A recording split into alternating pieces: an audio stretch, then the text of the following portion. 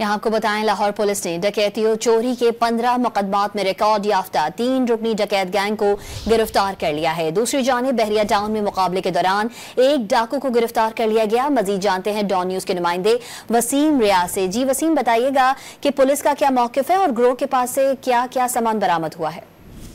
जी देखिए, सबसे पहले सुंदर के इलाके में पुलिस मुकाबला जो डॉल्फिन फोर्स का हुआ उसके हवाले से आपको तफसील बता दें कि बहरिया टाउन के करीब फजारा नामी कॉलर हैं जो जिसके साथ ये वारदात करके डाकू जो है फरार हो रहे थे। सुंदर की थाने की टीम है डॉल्फिन की, जिसको इतला मिली, जिन्होंने फौरी तौर पर डाकुओं का जो है ताकुब शुरू किया और बहरिया टाउन के करीब जो है इनका आमना सामना हुआ, जिस पर डाकुओं ने जो है पुलिस डॉल्फिन पर फायरिंग कर दी।